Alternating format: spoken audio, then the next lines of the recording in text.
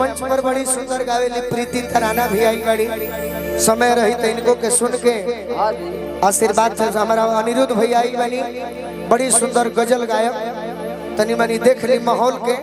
ओकरा बाद गौरा के हमने के जरूर सुनब जा हमारी इच्छा खुद बा लेकिन तनी माहौल जानते बनी हाँ और यादव जी चकिया पंचायत से और गई बका हमारे बाबूजी के माने ले है नु और वो पहलवान भइल बा ई अरऊ भैया जय बिहारी जी दिनारा तिलौथू शिक्षक भाई रोहतास चेनारी में भी एक दिन प्रोग्राम बा बिहारी जी के बगल में उरौदा गांव में 5 नवंबर के गोवर्धन पूजा के अवसर पर ई अरऊ गोलू राजा के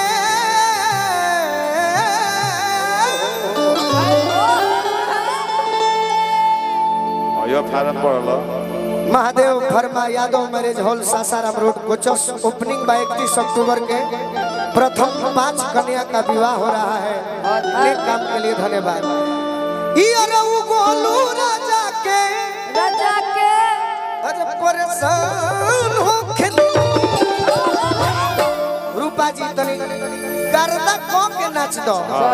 आज राजा जी के कोरवे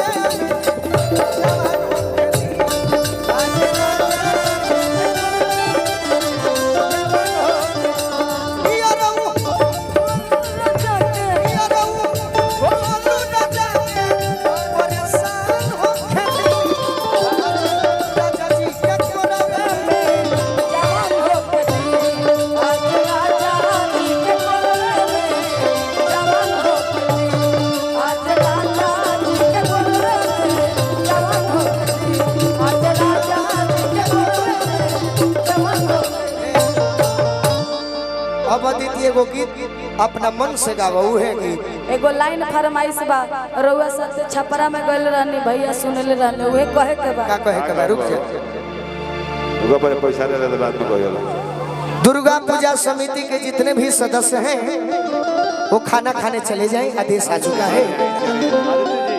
प्रोग्राम जमल में है भूख लगल तू लोग के रात भगई है गोलू राजा अब भूख लगी तू लोग के बड़ी गलत काम ए गोलू उहे हाल ना पाड़ा बखे पे तरसा लगहर तरसा पंचायत समिति सदस्य मटकीपुर उप प्रमुख प्रखंड राजपुर जिला बक्सर से कौन फरमाइश रहे अदिति भैया छपरा में सुन ले बाने रउए साथे गइल ए रहे देखो तहार गीत ना हमारे गीत ना हो बाकी लाइन हो। अच्छा मैंने तहार लाइन इनका कि जे कहला तू न निभा पैला आ मंजिल से पहले जुदा भइला कि हमर सोचल सारा सपनवा बेकार कइला तू कि हमर सोचल सारा सपनवा आज बेकार कइला तू ए गोलू जी कि दिल तो रही के प्यार में डूबे बेकार 10 को 60 सॉन्ग गाते हर गीत दबा जाए कहने गले जख्मी भैया एगो और लाइन कही नया ई दुनिया हमके सतावता भैया बतावता कहे तुम्हारा समझ में नया बता समझ में नया आवता दिसंबरपुर से धीरज भैया फौज के जवान के बड़ी हम इज्जत करीला बीच बीच में गाना भी गावत रहिला हम खाली बीड़िए पिए आर्मी मैन के धीरज भैया दिसंबरपुर से छुट्टी आइल बनी 1 साल हम अपना में सरोरा के उम्र देव किरोरा जहाँ रही दुश्मन के ही तरी हालत खराब करत रही 1 साल हमरो में से ले ले है बाकी रउआ फहरात रहे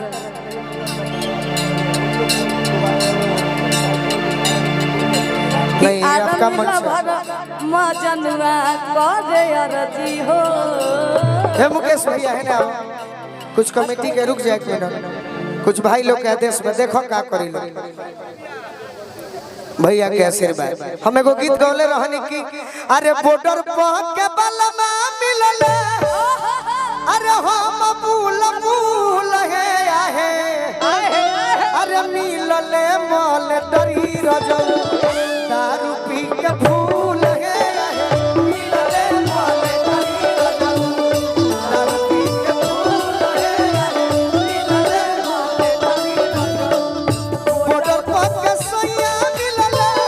भाई देखिए हमरा सोनू भैया नो मनीष भैया टेकारी से अरे कबड़ा जेले वही तो हम रेनुआ के मनीष भैया हमार दुल्हे राजा जरा तिलक में हमारे प्रोग्राम हो रहे धीरज भैया की ओर से गीत होता और का बॉर्डर पर के बलमा मिलल हम फूल फूल है मिलल मोले तोरी सैया मिलल मोले मुकेश रे तनी 2 मिनट रुकी जा जब जब सुनावे की इच्छा होता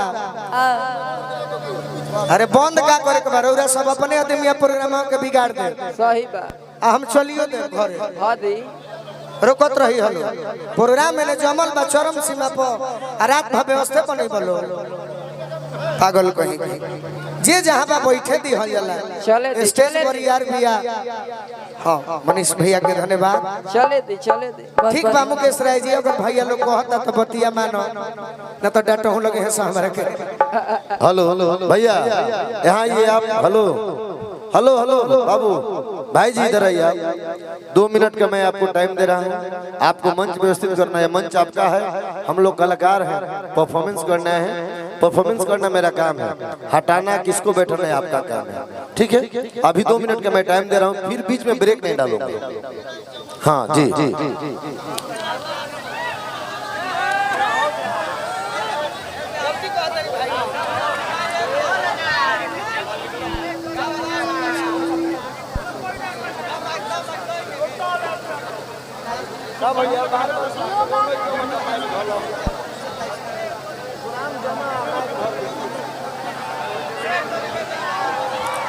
थोड़ा सा सब लोग शांत हो जाए 2 मिनट भाई लोग 2 मिनट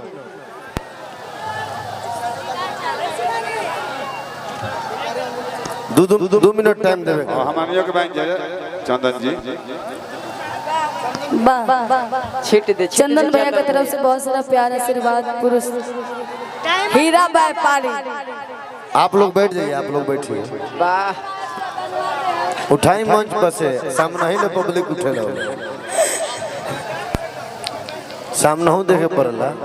मंच ना देखे पड़े भैया महफिल देखे पड़ेला प्रोग्राम करावे में महफिल खातिर प्रोग्राम होला सभा खातिर बैठ जाइए सब